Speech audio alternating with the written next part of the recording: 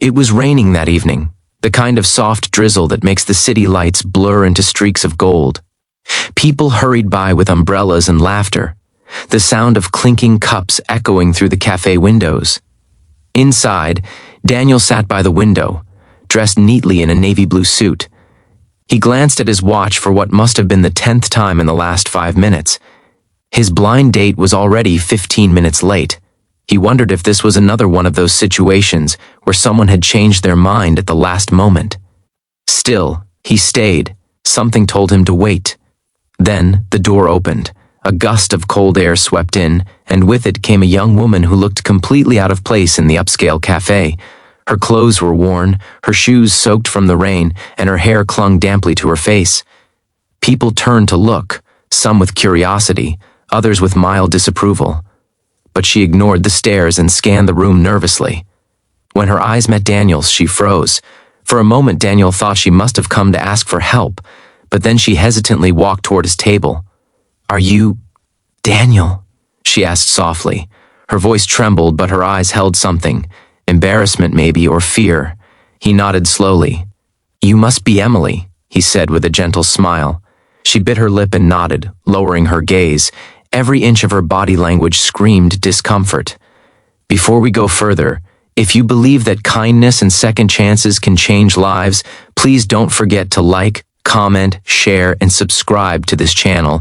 Your support helps keep these real emotional stories alive."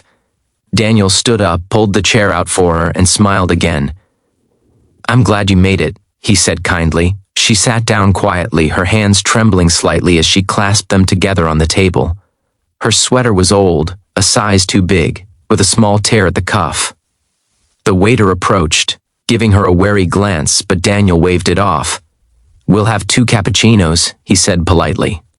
When the waiter left, there was an awkward silence between them. Emily stared down at the table, feeling the heat of shame crawl up her neck. She hadn't meant to show up like this. She had planned to wear her mother's blue dress, the only decent one she owned. But that morning, when she reached for it, she found it ruined, the fabric torn beyond repair. Her savings had already run out, and the last thing she could afford was a new outfit. She had debated canceling the date entirely, but something deep inside her, perhaps loneliness or hope, had pushed her to go anyway. She told herself that if this man truly wanted to know her, he would see past her clothes. But now, sitting across from Daniel in his expensive suit, she felt smaller than ever. Daniel noticed her nervousness and smiled again, not the polite, formal smile of a stranger, but the kind that made people feel safe. "I'm glad you came," he said. "I was beginning to think you might not." She looked up, surprised by his warmth. "I almost didn't," she admitted quietly. "I thought, maybe I shouldn't." He nodded, understanding more than she realized. "Sometimes the hardest part is just showing up," he said simply. Emily blinked back sudden tears. She didn't want to cry, not here, not now, but the kindness in his tone caught her off guard. No one had spoken to her like that in a long time. Not since her father passed away 2 years ago, leaving her alone to pay debts and survive day by day. She had lost her job at a bookstore 6 months earlier and had been doing odd cleaning work since then, barely making enough to keep her small rented room.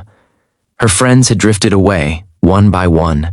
This blind date had been set up by an old co-worker who still pitied her. She hadn't expected anything from it. Certainly not kindness.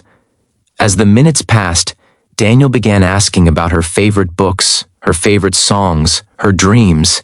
His questions weren't forced. He listened with genuine curiosity. Slowly, she began to relax. She told him about how she used to love writing short stories as a child, how her mother's lullabies still echoed in her mind on lonely nights. He listened as if every word mattered. When she hesitated, apologizing for rambling, he said gently, "Don't apologize for being real. I like real." The rain outside had turned into a steady downpour, and the cafe grew quieter as people left one by one. Daniel ordered a slice of cake for them to share, though she protested that she wasn't hungry. When the cake arrived, he handed her the fork first. "You said you liked chocolate," he smiled. She blinked. She had mentioned that only once, early in their chat, he had remembered. For the first time that evening she laughed, a small, shy laugh that made Daniel's chest ache. She wasn't what most would call beautiful in that moment. Her hair was messy, her clothes faded, but there was something radiant about her, a kind of strength that came from surviving too much and still choosing to hope. Hours slipped by unnoticed. When the waiter approached to announce the cafe would be closing soon, Daniel realized how late it had become. They were the last two customers. Emily started to gather her things nervously, murmuring, "I should go." But before she could stand, Daniel said softly, "Emily, wait." He removed his jacket and draped it over her shoulders. "It's still raining outside," he said. "At least let me walk you home." Her throat tightened. "You don't have to." "I want to," he interrupted gently. They stepped out into the rain together, his umbrella covering them both. The streets were quiet, glistening with reflections of streetlights. Emily told him where she lived, an old building on the other side of town. As they walked, she kept expecting the awkward silence to return, but it didn't. Instead, he told her about his work as a small business owner, how he had once struggled after his parents' deaths, and how he'd built everything from scratch. He spoke with humility, not pride. "I know what it's like to start with nothing," he said. By the time they reached her street, the rain had softened to a drizzle. She stopped near the gate of her building and turned to him.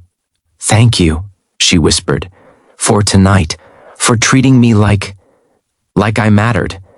Daniel looked at her for a long moment. "You do matter," he said quietly. "Don't ever forget that." Then he smiled, wished her good night, and walked away. Emily stood there long after he left, clutching his jacket to her chest, feeling something she hadn't felt in years: hope. The next morning, she found a message on her phone. "Good morning, Emily. I had a wonderful time yesterday. Can I see you again?" She stared at the screen for a long time, unsure how to respond. Part of her wanted to say yes immediately, but another part feared disappointing him. Would he still feel the same if he saw where she lived, how she struggled? She finally replied, "Are you sure?" His answer came instantly, completely sure. Over the next few weeks they met again, sometimes for coffee, sometimes for walks in the park. Daniel never commented on her clothes or her simple life. He asked about her dreams instead. Slowly, he learned how she had lost her parents, how she had been working odd jobs to survive. Each time she spoke, he listened without judgment. One evening, after a long walk, Emily finally asked the question that had been haunting her. "Why do you treat me like this, Daniel? You could be with anyone. You're successful, you're kind, and I'm just—" He interrupted softly, "You're you, Emily, and that's exactly why." Tears filled her eyes. No one had ever seen her that way before, not for what she could give, but for who she was. Weeks turned into months. Emily found a new job at a local library. Daniel had helped her apply but never interfered beyond encouragement. Slowly, she began rebuilding her confidence. She started writing again, something she hadn't done since her father's death. Her stories were about hope, kindness, and unexpected love, themes that mirrored her own life. One day, after work, she found Daniel waiting outside the library with 2 cups of coffee. They sat on a bench as the sun set. "You know," he said quietly, "the night we met, I thought you might not come." "I almost didn't," she admitted, smiling faintly. "I thought I wasn't good enough." He turned to her, his gaze steady. "You were always more than enough, Emily. You just needed someone to remind you." And in that moment, she realized something. His kindness hadn't just changed how she saw him, it had changed how she saw herself. Months later, when Daniel proposed to her at that same cafe, the one where she first walked in drenched and trembling, she could hardly believe it was real. The waiter, who remembered her from that rainy night, smiled warmly as Daniel got down on one knee. "You once showed up here dressed like a beggar," he whispered, his eyes filled with tears. "But to me, you've always been a queen." The cafe erupted in quiet applause. Emily couldn't hold back her tears as she said yes, her heart full in a way she never thought possible. Sometimes love doesn't arrive in perfect packaging. Sometimes it shows up when you least expect it, in the middle of a storm, wearing old clothes, carrying nothing but hope. And sometimes, All it takes is one person who sees beyond appearances to remind you that you were never ordinary. You were always worth loving. If this story touched your heart, please don't forget to like, share, comment, and subscribe to our channel for more emotional and heartwarming stories like this. Special request, comment below. I believe in kindness and second chances. Let's fill the world with positivity, one story at a time.